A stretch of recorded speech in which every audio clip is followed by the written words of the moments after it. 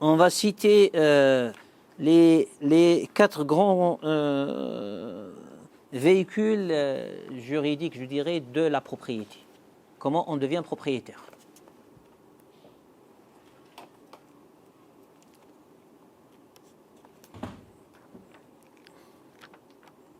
On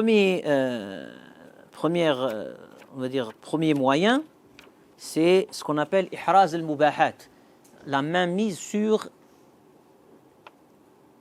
les choses qui n'ont pas de propriétaire.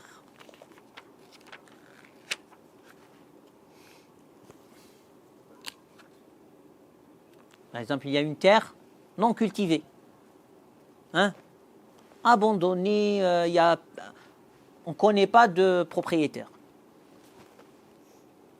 Donc, une personne vient, elle s'installe et elle la cultive. Cette terre devient la sienne. Men ahya, celui qui donne vie à une terre morte, qui n'a pas de propriétaire,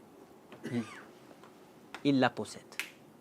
C'est pour encourager à travailler la terre et de ne pas les terres éloignées, mortes, négligées, qui soient exploitées, cultivées. Donc la cultivation par exemple de la terre donne accès à la propriété. Deuxième véhicule, tous les contrats de transfert de propriété.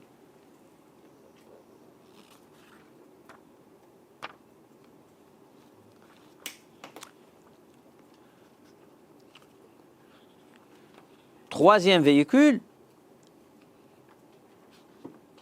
tout ce qui est produit, engendré, qui émane de ce qui est déjà une propriété.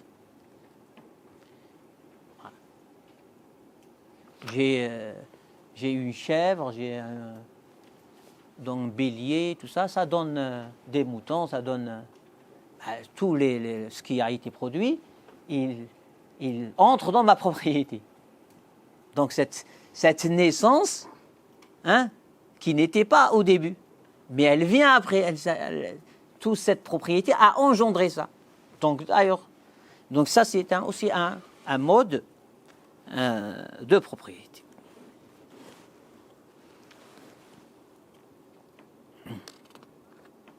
Quatrième, alors c'est si je le traduis, je dirais le remplacement, le remplacement, c'est-à-dire un qui vient à la place de l'autre, c'est-à-dire un bien qui vient à la place de l'autre, ou par exemple l'héritage. L'héritage, tu prends la place de celui qui l'a légué. Donc c'est une voie de propriété. Ou tu remplaces le premier propriétaire. Alors que toi, tu n'as rien fait. C'est venu vers toi. Du jour au lendemain, tu te vois riche. C'est bon, ça c'est du rizq. Rabbi qui donne. Les mubahat sont nombreux, comme on a dit. Là, je respire cette air, je me l'approprie. Je ne paye rien.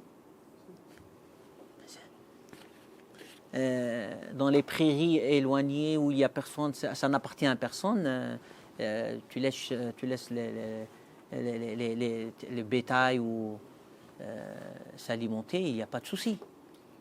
Tu vois, dans le droit musulman, ça pose pas. Ça, c'est un droit de propriété de choses qui sont libres de propriétaires. Voilà. Pareil pour l'eau des fleuves, tu vas pas. Donc tout ça, c'est que tu l'utilises. Ça veut pas dire qu'il devient le tien, le fleuve. Mais cette partie que tu as utilisée, tu ne peux pas l'utiliser si elle ne t'appartient pas. Donc, elle entre dans ta propriété pour que tu puisses l'utiliser. Comme pareil, l'eau de la pluie ou autre. Tout ce qui est, comme on a dit, il n'a pas de propriétaire.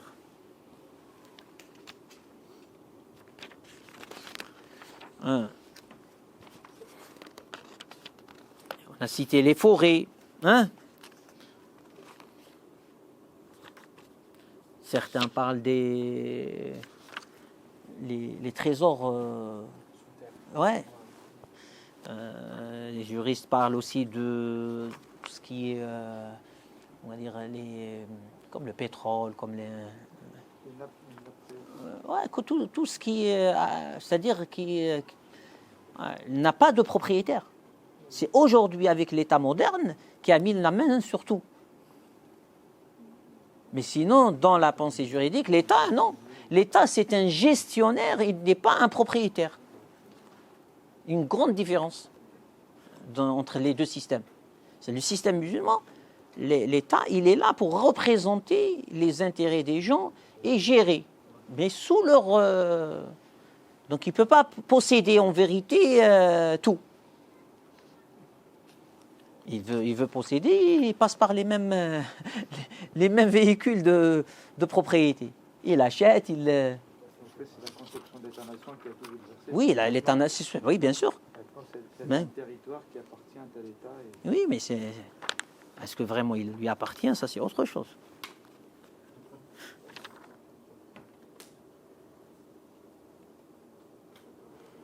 Il a décidé qu'il lui appartient. Ils ne nous ont pas concertés. On s'est retrouvé que tout il leur appartient. Ils ont fait choura entre eux. Ouais. Vous parlez des nôtres, on l'a dit. Tous. C'est le système.